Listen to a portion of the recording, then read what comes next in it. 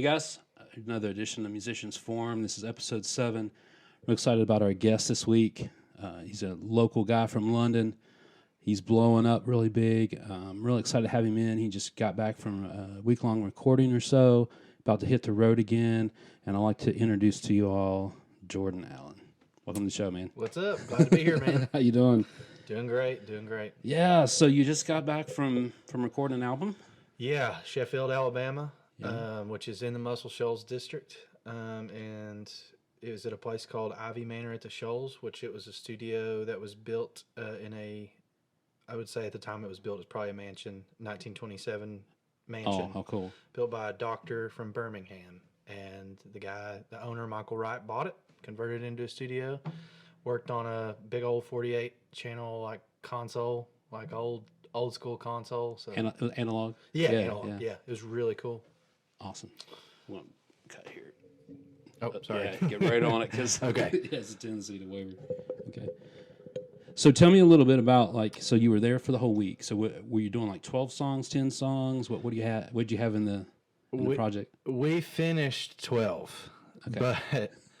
but so our band works pretty fast. Our last record, we did 12 songs, and I felt like we could have done more.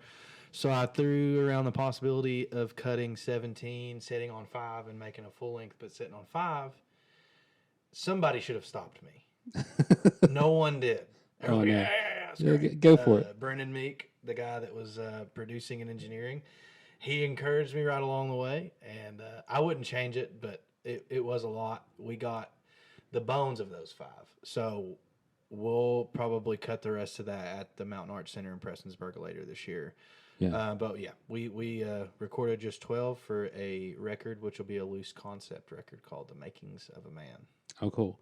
So when you say loose concept, what does that mean? Is that it's not all written together for that album, or is it just different things? I mean, what does that mean? I'm not smart enough to do a concept record, so I say loose concept. The first thing I was ever a part of that was kind of like that, I played bass. I've played bass for Nicholas Jamerson and the Morning Jays since September of 2018.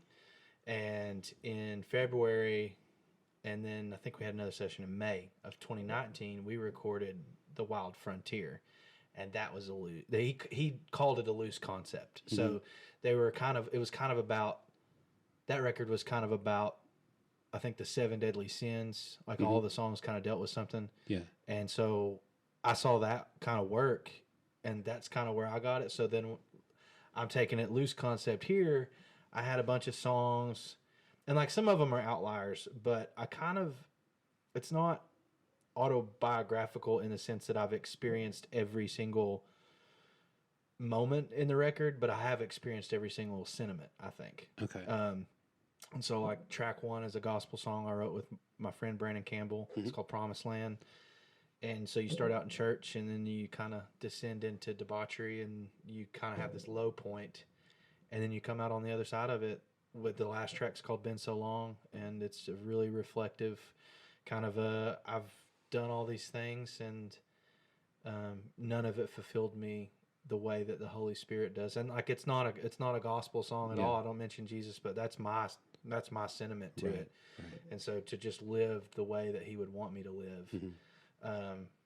So that's kind of a loose interpretation of where it takes you. Well, you mentioned Been So Long, so that's actually out on social media. I think you've got a live clip on your page. Yeah, I didn't know that that was the one they were going to make the preview for, but cool. I'm glad they did. Because while I was listening to it today, I was trying to see what the new music, what it was sounding like, and so I have a couple questions around that. But I was really surprised at how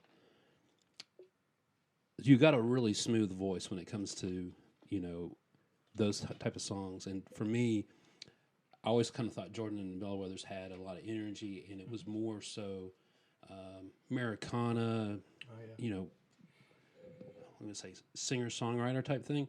This one really I felt like a James Taylor moment where everything's just quiet and it's very reflective, which is a little, I won't say a departure, but I didn't expect it. And it was real tasteful how the band came in, and it really, that song, I don't know what the other songs sound like, but that one right there, I felt like it was kind of a newer feel, but was very, very sincere, it seemed.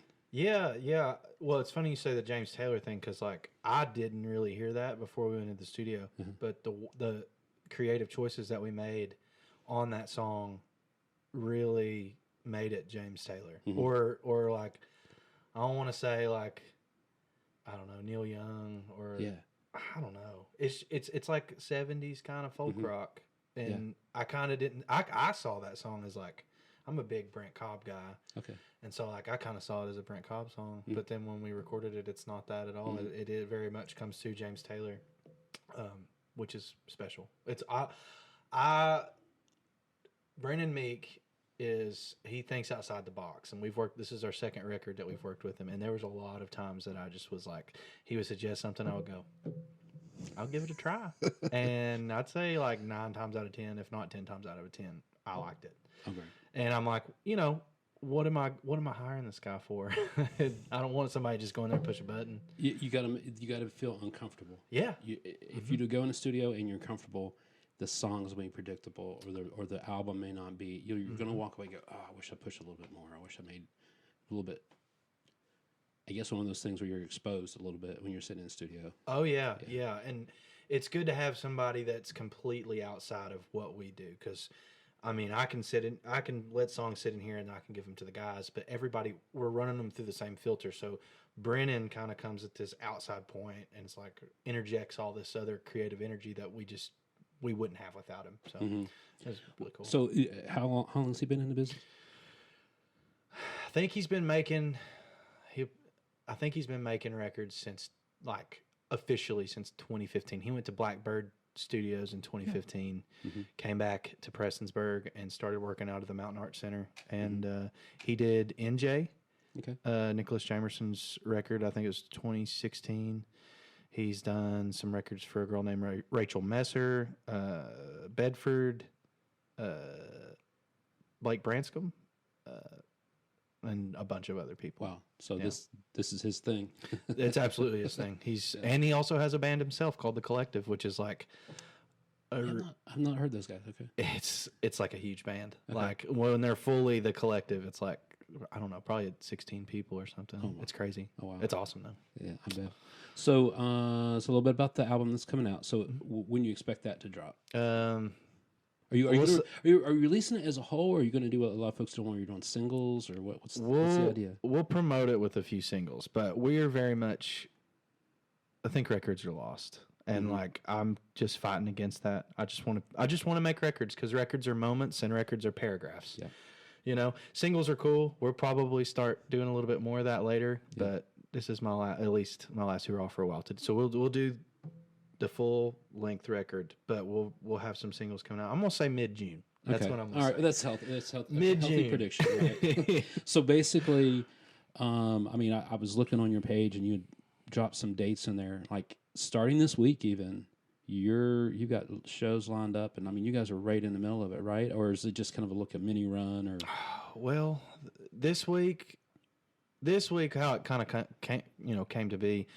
I've been friends with the Jenkins Twins. I played drums for the Jenkins Twins in 2016, and we went to Pullman Square in Huntington, West Virginia, and they're like, "Hey, we're opening for this guy named Tyler Childers." I was like, never heard of him. And I played. He's in your back door. Yeah. I played Rod Elkins drums. Oh man, did you know? So we've been friends forever. They say that I gave them their first gig. I don't know. It was You, Me, Coffee, and Tea. Yeah. I remember. So I just got real tired. I get real tired of just spinning my wheels and doing the same things over and over and over. So this little run came about because I want to play shows with my friends, and I want to have fun. And that usually means I'm not going to make a lot of money. That's true.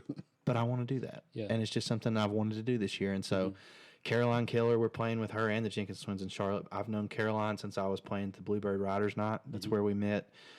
She's super talented. She's from Charlotte. We've wanted to do a show forever. So that's kind of how those came to be this week. But everything else is just kind of where we're always in the thick of it. Are you doing the actual booking, or do you have an agent, or how are you doing the actual booking? Man, so I've got a couple guys lined up, and they do what you're doing. They do the booking, they do the writing, they do everything. I mean, they do the whole 9 yards, and they say the hardest work there's fun work and there's the hardest work. It's the booking every time. It's the only thing that feels like work. Yeah. Yeah, absolutely. I wish I had somebody to do it for me, but I just. And that's it. We were talking about. I had a rehearsal last night with the band, and one of the first things they said is the biggest request they have is please send us bass players and promoters. Those are the hardest ones to find. They're willing to say yes, I'll do the work or show up, but then it seems like they fall short sometimes. I'm not saying anything about our bass players. I'm just saying we need more of you guys. That's all. Yeah. I'm glad that I picked up the bass before I picked up the guitar, and I'm glad because it's given me a lot of work since 2018. Wow. Bass players are very and like people that there's and I wouldn't even say I'm not a bassist. I'm a guy that plays the bass.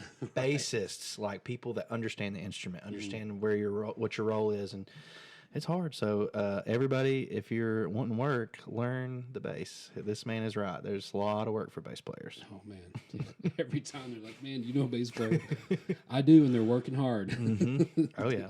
Their dance card's full. So you mentioned about you learned the bass. And so where did you start? I mean, when did you say you just woke up one day and said, well, I know that just doesn't happen, but it just clicked. And you said, I want to start playing. I want to sing. I want to write. I want to do the thing. When, where, and how did that happen? Okay, I can be long-winded, so sure, just go for it. But there's multiple different aspects of what I do. When I was, I think 5 or 6 years old, we moved to a new house. We moved from Corbin to London. My brother got a drum set, and that's the first memory of me actively playing music. But like my dad was in a band, 2 bands in the 70s. Grew up with him playing like Secret Agent Man and Last Kiss. Oh, and this is probably before Pearl Jam redid it. Okay. So like he was probably like remembering the old version, the one-hit wonder. So it was like all in my life. Dad played at church, and so then I guess about 5th grade, my parents got me drum lessons. A guy named Jared Adams. Oh yeah, you know Jared? Oh yeah, yeah. Jared taught me how to play the drums, and he was a wonderful teacher. Move on to band, and then about 14. I was percussion in band, but at 14, my dad was like, why don't you learn how to play the bass? Because it makes it a lot easier for me to stay on time at church if you'll just play the bass. And I was like, okay. And he I learned to play the bass like walking, like the root and the 5 and walking up to the 4 and then going, you know what I mean? Yeah. I didn't know any other way to play the bass, and I'm really thankful that that's how I learned, because I was like, it just gave me an understanding of music theory before I knew what music theory was. Wow. So then after that, my dad said, I was like, well, I really want to learn to play the guitar, but I had been cheating. I listened to a lot of like Maylene and Sons of Disaster, some metal bands. They were all doing drop D. And I was like, I don't need to learn chords. He said, son, if you learn to play a G, a C, and a D, I will buy you any guitar that you want. And I was like, nah. Bought a $200 SG, played it in drop D for like 6 months, and then eventually learned chords. So I could have gotten a sweet guitar out of that. Way to go. But Courtney was like, my wife was like, you should be like, is that offer still on the table? I know G, C, and D. So then that was music. I didn't want to sing at all. And my brother told me when I got into high school, he was like, you should join choir because it's an easy A and there's so many girls. And I was like, cool. Yeah. But I was forced to sing by myself. And from there, like just being forced to do it, there was a lot of opportunity in the choral program. And just being forced to do it, I just fell in love with it. Mm-hmm. Started writing songs about the same time. And I'd say about 17 years old, I kind of realized like this is what you want to have in your life. Yeah, and also that I was putting a lot of eggs in that basket. Mm. You know what I mean? Too many. Yeah. No, I mean all of them are there. Yeah, but, I played soccer, but I wasn't wanting to go play college or anything. Mm-hmm. And I just fell in love with it and decided that I was gonna pursue this after high school in some way. So what was your first gig when you called a buddy and said, all right, we're going to play and we're going to play here? The first gig that was just me, I was in another band before that but if we're just talking like a Jordan Allen show. Yeah, your my show. brother worked at Starbucks probably between like 2009 to 2011. Okay. And so you remember there was nowhere to play music. Yeah, you couldn't barely stand and drink a coffee in there. I mean, that's... Oh, yeah. Yeah. So I called my choir director, asked him if I could borrow risers, hauled them from the school set. And I asked my brother, I was like, ask them if I can play. And they were like, well, we can't pay him. And I was like, I will play for free coffee. And there will be a ton of kids in here drinking coffee. And they never paid me for a show, ever. I played a few, but it's all good. It gave me a lot of opportunity. Hey, listen, their coffees are expensive. Yeah, exactly. I definitely got paid. Hauled the risers, set up in the parking lot, and there was 76 kids there. No way. And I made tracks on Logic and played with myself, like just played to my tracks that I had recorded. And I think that was probably 2010. Oh, wow. So it's probably the first, like, me. I may have heard chatter about that and remember hearing people talk about that on social media. But That's so funny. I did not see that. So that was the first one, and you went, did you walk away and go, oh, I'm so glad I did that? Or was it one of those things like, what did I just do? Yeah, no, I was thrilled, and I couldn't believe that many people showed up, because now I'll be 29 next month, and I'm like, there might be 7 people show up if I did the same thing now. Done that, yeah. So it's like, I just couldn't believe it. But no, it was awesome. I couldn't believe he talked them into, like, because Starbucks is very corporate, and it's like it can be weird about that. Like, you can't just go play at McDonald's, but somehow. And this franchise is owned by a group of guys too, so they all have to get approval. And Exactly. Yeah. Wow. So that to me is inspiring, because one of the things that our guests have been talking about the last several that have been on is we all just kind of learned a guitar on our own, or learned the drums, or decided this is what we're going to do today. Took an opportunity. If it was that you and me has supported music, I can't tell you how many bands that's where they first started. So they first played there, and they're still playing, and they're still writing and doing great things. So those opportunities grew. But now we don't necessarily, I don't feel like it's as easy, but I really would like to see high school students doing exactly things like that, pop-up shows, and they'll show up for their own people. Yeah. Their own clan, their own group, their own, and support them well. Like, I really like to hear that you did that, and I'd like to hear that happen more. I don't know if there's room for that, but man, that's inspiring. It came from just a lack of places to play. Yeah. Like, I probably wouldn't have had the drive if I could have just called so-and-so and been like, hey, I want to play at your place. But great. Yeah. It was like you had to get creative. So, and I'm glad that there's opportunity here now. I'm glad that these kids have that. But also, like, dude, go. I'm pretty sure that the power, I don't know this for a fact, but I'm pretty sure the power probably stays on at the Russell Dock Amphitheater. Go put on a pop-up show. That's so cool. Well, and downtown, the town center. Yeah. I mean, yeah. Just go. Oh, yeah. All you need is a PA. Yeah. And there's, I mean, if you have to back a truck up and open the doors and karaoke that thing, do it. Yeah. We did something very similar in 2020, actually, which we got permission, but yeah, it happened. Yeah. So when you joined the choir, when you got in the choir, which I think, were you at South Laurel or North? North. South. They got a great music program, great instructors. You talking about Jared Adams? He's done percussion there for several years. I don't think he's there anymore.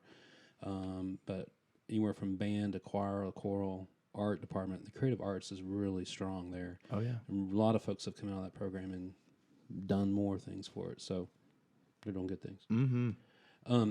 With you, if you were to tell your kids, so this is not a regret thing, or this is not a here's the way I would do it. Would you encourage them? I mean, is that one of those things where you say, don't put, you mentioned eggs in a basket. Don't put all your eggs in that basket just yet. Go get a job. Go do different things, and before you go do this, so you learn how to do it a little bit better than I did. Or would you say just do it? I would probably say just do it. Yeah. I think that's the best way to learn, because I remember being an 18-year-old boy, and I remember you can't tell an 18-year-old boy nothing. Right. You can't. Right. I mean, you can just say it, but they know better.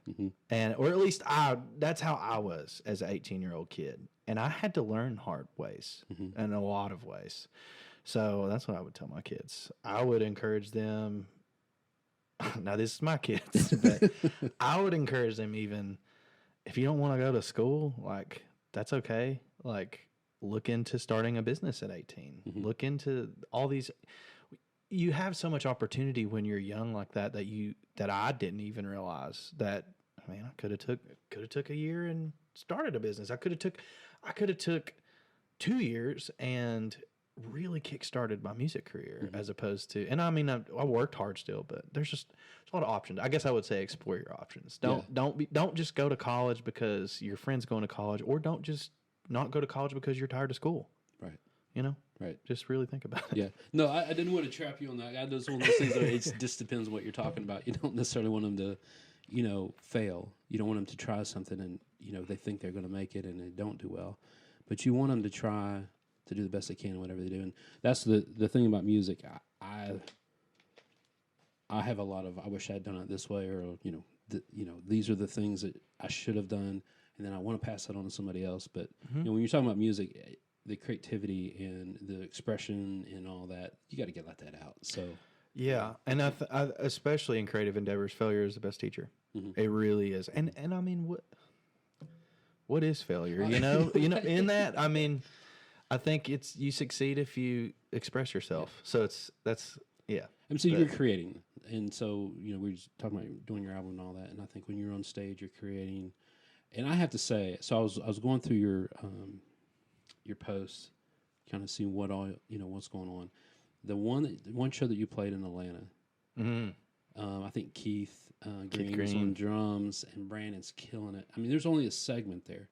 Like, what is this, man? I mean, you guys were ripping it. So talk about that show. I mean, there was some stuff going on, man. It was a lot of fun. So we had our top stream city on Spotify is Atlanta. We've never played Atlanta, but we also used to play Auburn tailgates for a specific fraternity called Phi Sigma Kappa. A lot of those guys graduate, moved to Atlanta. Oh, so they kept come to Atlanta. I'm like, dude, no, no. And then I start saying Atlanta's our top stream city, and I'm like, okay. So I'm like, where should I go? And my friend Will Gray says, Smith's Old Bar. So I'm looking at Smith's Old Bar. Adam Hood, who's a hero of mine, he played there in November, and I was like, okay, it's gonna be really hard. So I emailed them and I pestered them until they would answer me, and they said we'll give you January the 5th. It's on a Thursday, and it's gonna be really hard. And also local acts are a must, like you have to have. And I was like, okay. So I paired with Greg Drews and the Truth. They're from Atlanta, and then a guy named Miles Landrum, who is a producer and also singer-songwriter there in Atlanta. And they brought so many people. Like, it was awesome. We brought about 7. Yeah. So when I booked that, though, because Smith's Old Bar is not a place that you just say no. Like, that doesn't work for everybody in our band. So that's where Keith comes in. Yeah. Sean Tyler plays drums for us, and Josh Probst has moved over to bass right now, and kind of cello too. Did a lot of cello on the record, but they're both teachers. Oh wow! They could not make that day, and I was like, "Are we about to do a show with a completely foreign rhythm section?" Yes, we are. So called Keith. Keith was down, and then the guy that played bass is a guy named Braden Conrad, who plays bass for my friend Austin Reynolds, and both of them. I mean, in the middle of the set, I kind of forgot that they had never done a show. It was the first time all 4 of us had played together because they were doing so good, and I kind of forgot to lead. No. So they didn't know where you were. Yeah, I mean, I give a lot of cues. We have a lot of stops in our music, and I was like, man, I forgot. They did really good. Keith is the man. And it's not. Yeah, and it wasn't.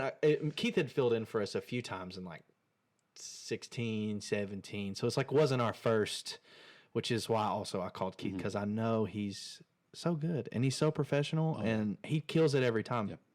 Literally kills There's no worries when Keith's back there driving. Yeah, he's awesome. Yeah. Everybody was a lot of my friends that are in the music scene that aren't really around London, they were seeing those videos like, who's on drums? Who's that? I was like, that's Keith Green. He lives in Corbin, and you should call him. He's a legend. Yeah. So that was your first foray in Atlanta. Did you get any calls after that, or you got any leads? Do you think you can go back? I think we can go back. I think that a place like Smith's Old Bar, it's like kind of a badge. I mean, I feel like David Bowie played upstairs there. Oh, that's awesome. I think maybe I've not tried.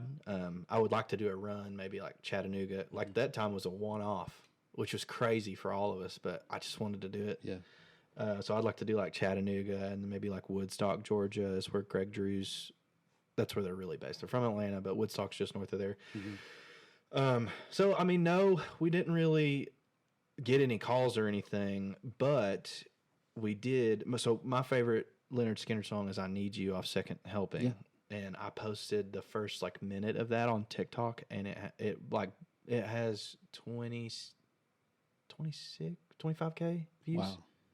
Which is crazy. Great. So it's like, if that's the one thing, which I mean, not that it's just cool. I mean, we're not reaping any kind of a benefit of that. It's just people getting exposed to us.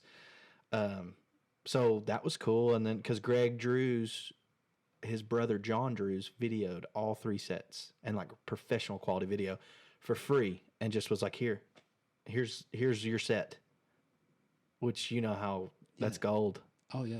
And forever. Didn't ask for anything. He's like, I don't own the rights to this. You can do whatever you want with this. So I just always make sure to credit John Drews did this. That's awesome.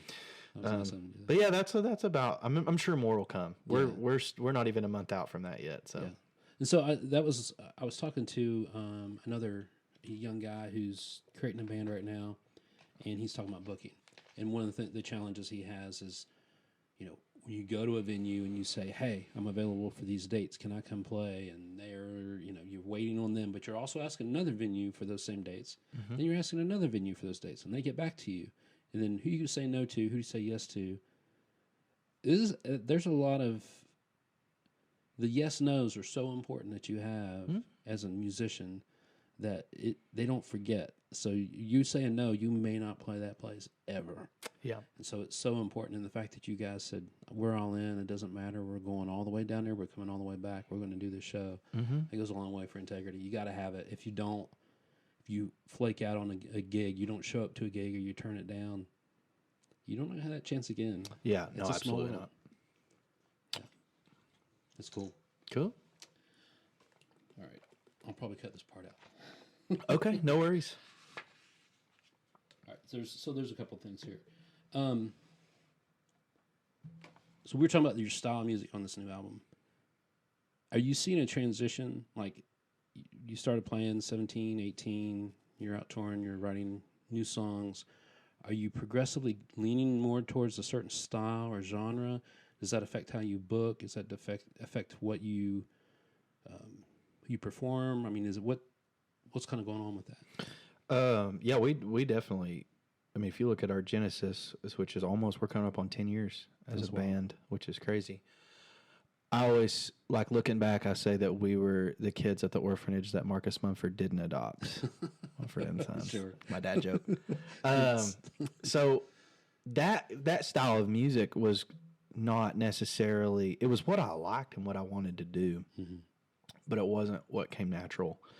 I grew up listening to the Beatles, the Eagles, CCR. That's what my dad really liked. I wasn't introduced to like Allman and Skinner until later, but when I did, it was just like, I just went all in. But like Kings of Leon, I've always liked rock music, and rock is so loose, but I've always liked electric guitars and tones and things like that. And so I think what you're seeing, and it's even progressed since like 2019, 2018. I've always felt like that I've done a good job at writing to the strengths of my players in my band. And so, in the beginning we had banjo and accordion and acoustic, and I played kick drum and tambourine. And so I just wrote those kinds of songs. The way things transition, then you're okay, now I've got to write for these instruments. And then it transitioned, and then we had electric, bass, cello, drums. And I was like, okay, so I'm writing rock songs now. And it's not even like a conscious thing. It's just like, oh man, I could hear, and especially now, Brandon Johnson's playing electric guitar. I've known who Brandon is probably since like 2010. Brandon was in hardcore bands around here and always knew he was a shredder. He came in and played the bass, and so now Brandon's playing guitar. And so I'm really riding towards Brandon and wanting to show him off because he's so talented. He really is. And everybody is too, but it's just, I think guitar is easy to I think it has a voice that people draw to more so than a bass or a drum. So you almost have to have that signature. It comes from that guitar. Sure. And what I didn't finish that thought. Guitar is not easy. What I meant to say is guitar is easy to kind of stick out in the mix. And I think that's what you were saying. It's got this distinctive voice. So it's like, how can I write towards that? How can I, Sean Seiler is probably some of the best hi-hat work that I've heard. So I know he's going to get this groove, and Josh is coming in and I can hear these cello parts on the record and, all that stuff. So I think that's honestly just what listeners have experienced in real time is just us we've never made a record with the same group of people ever. I hope the record after this, we will. Right. But God knows what's going to happen. I don't. We'll be fine. But either way. Yeah. But what I'm saying is this is like, different group of guys on everything. Does it affect where I book and how I book? Yeah. And maybe indirectly. I think it definitely affects the places that will have us and the places that won't. I think that our music resonates with people the further south that you go. Especially on this next record, I think that there's just a lot of Allman Brothers vibes. But I mean, there's a lot of like, I'm wearing my Redbone shirt. But I got the Redbone and shoot, why can't I think of the name? Get down, get down. Who sings that? Cool in the Gang. Cool in the Gang vibes. So, but I just think that type of music as a whole is maybe not what our region is thirsty for right now. What is? Does that make sense? What do you think it is? I think it's kind of in the outlaw vein. I think something along the lines of Chris Stapleton and Tyler Childers and Sturgill Simpson, which Sturgill is very vast. When you say Sturgill Simpson, which record are you talking about? You never know what's coming out. Yeah, so, which I respect. Yeah. But I just kind of think that that's kind of what a lot of venues like around, and that's not across the board, obviously. But I just feel like we've made a nice little niche for ourselves in like Northeast Tennessee, but then we're going to Tupelo in March and trying to get down and just see what happens. What happens when people hear this kind of music, because it is reminiscent of where we come from for sure. I mean, there's Appalachian feels all through the music, but I just think it's especially this next record. It's got a lot of bangers. Yeah. Well, so this past weekend I went up to Richmond and heard some friends up there play, or not Richmond, but Moorhead, and it was country. It was all country. And the thing that I noticed, and it was great bands that were playing, and this is no slight on the crowd or the venue, but it seemed like that you have to play the top 12 bar songs for them to do anything. When that Almost Heaven kicks in, everyone can sing along. They all come running out there when a Johnny Cash song is played, the Hank Williams. Unfortunately, as a band, you sit there and you're like, well, I've got about 5 originals I got to slip in here tonight, and I don't know how I'm going to do it. So you're like, are we doing it for ourselves? Are we doing it for them? Are we doing it so we get booked again? There's some tough decisions when it comes to set list for where you're playing. Now, there's some unapologetic areas where you're playing in a theater, or if you're playing in something where the folks say, I don't care what you play, we're here for you. And when that happens, that you're completely at liberty to launch those 5 songs. Absolutely. But when you're doing these venue-driven things there's revenue behind it, or the UK game's on the back wall. You got to figure out how to keep these people interested. There's a lot of challenge to that. So do you find yourself when you're creating set lists for these places you've never played before, you have no idea what you're walking into, where you say, all right, I may have a set list A, a set list B kind of thing, or do you just play the next song and then call out the next song, or how does that work? Sometimes it's rare. Sometimes I do the Omaha set list is what I call it. Yeah. Just call them out.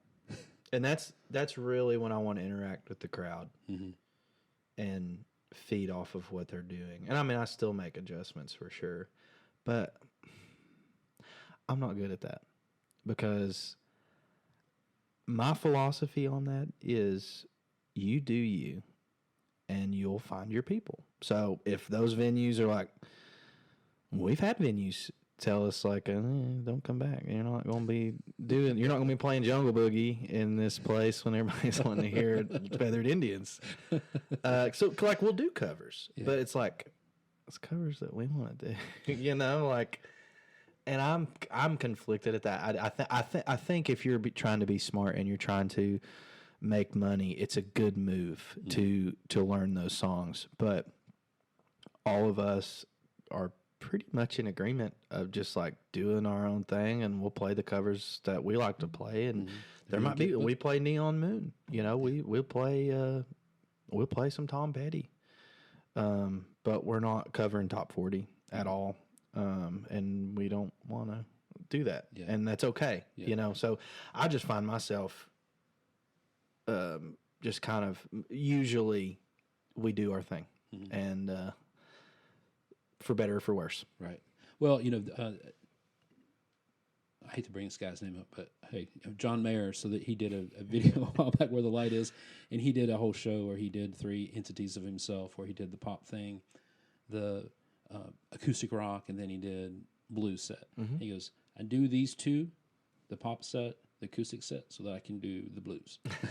So sometimes I feel like when particular bands that I'm in that will do that gratuity of, okay, we'll throw in a Tennessee whiskey. Sure. We'll throw in a few of those just to say, all right, you can listen to your songs, but we're going to go to do 2 of ours. Sure. So hang tight. Sure. Yeah. And I think that's a good way to stagger them and do that. And I think we do that still with originals to covers in general. Usually, we're playing Press Pub Thursday. We've got a lot of covers. Nice. On that for sure. Do you have a good following in Knoxville? I mean, no. This is our second time playing. Okay. First time we played with a friend of ours named, her stage name's just Red. She's a great songwriter, great artist. She got us in the first time, and we're without her this time. We're with the Jenkins Twins. And I will say when we played there, or at least the crowd at Prez Pub, it was refreshing because it was chatty, but there were people that listened, and there were people that came up and said, hey, what you said in between this song and this song, that resonated with me. And you know how rare that is when people are listening to what you're saying. Yeah.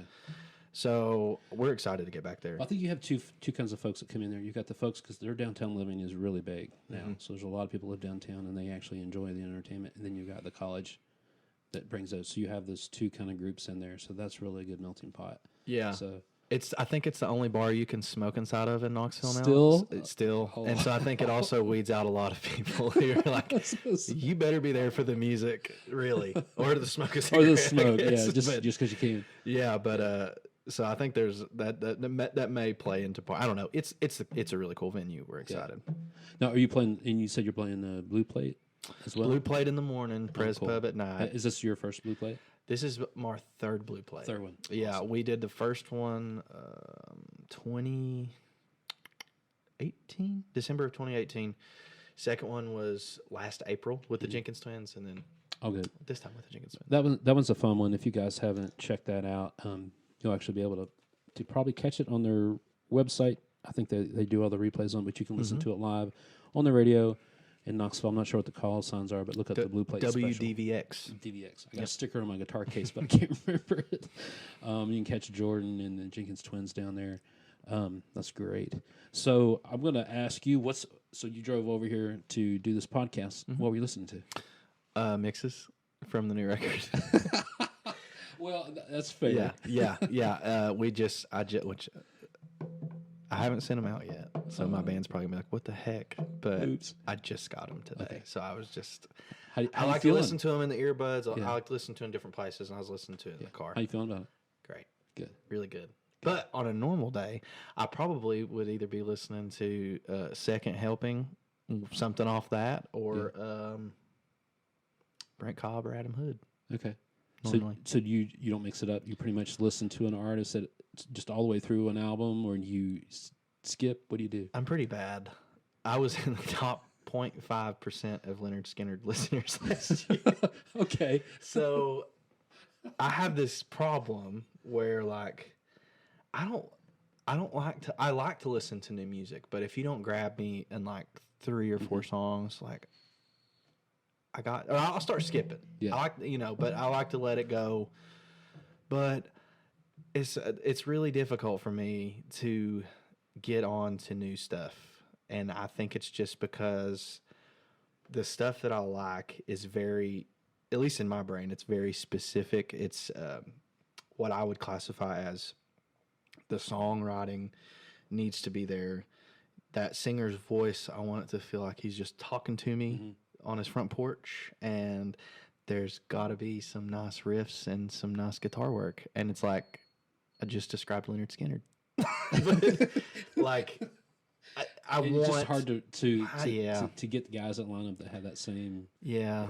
I mean, every now and again, I'm pretty bad to listen to the same stuff over and over, no lie. But when my friends release records, I love to give those a spin. Brother Smith put out a record last year that has been in my rotation a lot.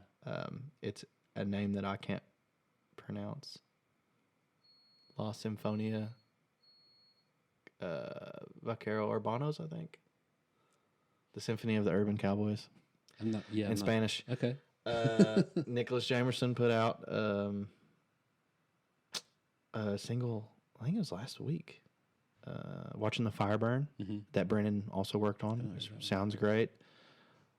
My friend's band, Mississippi East, they cut one of my songs last year, so I like to listen to friends. So are you writing for other bands or selling songs or what? Well, everybody would love to have a publishing deal, right? Yeah. I don't. I would love to, but I just kind of gave up writing blindly in Nashville with people that I have no idea if it's going to work. I have no idea if anybody's going to use this song. So what I've been doing for like the last 2 years, and I'll still go do that in Nashville, but I found people that I write well with together that are kind of in that same vein. And so like my friend Michael Litton, he's in that band Mississippi East. We've been writing together, and that's helpful because when you write with people that are in bands, then I feel like your chances are doubled that you're going to get a cut. It may not be a radio cut, it may not be a charter, but it's a cut. If that's what you want to do, start at the bottom, and get cuts of your friends' bands. And there's a band called Highway Natives. Brandon Moore, he's from Danville, Kentucky, but they're based out of Nashville. Him and Jordan Miller, which I guess they're like the two co-frontmen. It's a really cool dynamic, but I write with both of them. And I'm hoping that they will cut a song that we wrote called Change. And then I've wrote songs with them that I'm like, hey, I might cut this too. So it's kind of what I've been doing. It's not necessarily like pitching it to other people, but it's like when you write it with somebody. Oh, it's a great example of this. There's a song on our new record called Off My Mind that I wrote with a guy named Blake Branscombe. He's one of my friends. And because we wrote it together, I had him come sing guest vocals on it. Oh, great. And so those are the kind of things, collaborations. Exactly. Really so he's reaping that benefit of what I just said, like he's getting an album cut from us. So even if it is just from us, he's getting one. So that's great. Yeah. So tell me a little bit about 2023. I know you've got the album coming out. You mentioned maybe June. Have you gotten any big shows or any festivals you've gotten on yet? Any plans? Any goals? I think one of my goals for 2023 was to spread our legs a little bit because we haven't done that since probably before COVID. We just I feel like we've been in the same circuit, which is okay. But just trying to interject ourselves into new markets, which is pretty hard to do. So like I mentioned, we were going to Tupelo, we're going to the Blue Canoe. We were in Atlanta this year. We're playing Charlotte for the first time since 2014 this year. And I want to just continue that trend and keep doing those things. Might make it up to Madison, Wisconsin. So that's one of the things I want to do. We're releasing the record. I just want to play that record. Yeah. We've pretty much played that record. If you've been to a show, you've probably heard a lot of these songs, but I just want to play on that and have it out into the world and just see where that momentum takes us. And I think I would like to do a long run with the guys for sure and play more shows with friends. Like, if you're watching this and you're my friend and you want to play a show together, I hope that you've got some places in mind. I don't have a whole lot of places that'll let me host, but yeah, reach out, because it's always funner, in my opinion, because it's like it takes less pressure off if the crowd is just not into it, because you're just having fun with your friends, especially if you like all climb in the same car and you go to like Huntington, West Virginia, and do like a 3-band show. Like it's part of it. Yeah, so and I think in this culture now, I can relate it to business, is that we've learned a lot through COVID. I think our technology's advanced. What might have taken 10 years or 5 years to get to, we were forced to in a year to learn Zoom, learn how to work remotely, learn how to be efficient in shopping, where you get in, get your food, or order it, or there was a lot of this efficiency, and then learning how to do things that we typically wouldn't have done in an environment like that. So even with bands, we have to be creative. We have to learn how to, get around the typical ways of doing things. For sure, and it can get monotonous. So it's like, how can I switch this up? It can get lonely, especially solo acoustic stuff. Like, I miss my kids and my wife so much, and driving in a van for like 3 hours to Bristol and 3 hours back. When I get to Bristol, I've got a lot of friends there, but on the trip there and on the trip back, it's depressing. So it's like, if I can double up with somebody, or if my band's with me, it really does help. Yeah. But also in 23, I think we did one London show last year, and we loved it, and I think we're gonna get to do another so one. little teaser. So you're gonna hear it here. So April the 21st here in London, down at the Farmers Market, we're gonna have a little get together for several thousand Redbud riders. Get to hear cuts from the new album, hopefully, maybe. Yes, I thought it was the 22nd, but I can make the 21st work too. So it's that Friday night. Okay, we'll make it work. The race is on the 22nd. Okay, we'll make it work. Okay. Yeah, we'll make it work. I'm sorry. All good. That might have been on me. We're still there. We're still there. We're still there. I'm not missing. I could literally walk to that. Is it going to be at the Farmers Market? It's going to be at the Farmers I could Market. literally walk to that show if I want. I can't, because I have to carry gear, but I live on Dixie, South Dixie. Okay, yeah. So we'll send a golf cart down and get you. I'm absolutely stoked. Well, it's one of those things where I like the fact that we've got people coming in from Illinois, Ohio, Michigan, Tennessee, Virginia, North Carolina, coming in to do this race. They've not heard, they don't know what's going on here. And so we try to give them a little bit of our food, a little bit of our music, and then, of course, they get to see the scenery, the next day. This past year wasn't too great because we saw 4 weather systems in one day: sunny, snow, sleet, rain. It was all one day, but this year we hope for a good turnout. So I appreciate you coming out, Jordan. I love the fact that we got a new album coming out. We can hear this really soon. I know, it timed out really well. That's awesome. But yeah, I love stuff like this. I love that what you're doing with Musicians Forum, what you've done for years, and then now kind of taking it into this new platform. I think it's so cool. So thank you for what you do. Well, I appreciate that. And I thank you for your willingness to come out. And we're going to get Brandon and get the guys together at some point. Somehow we're going to figure out, and if nothing else, we'll all come out here and jam in the barn and stream it or something. Cool. Yeah, I would be down for that. We love it. All right, thanks. Thank you. Yeah.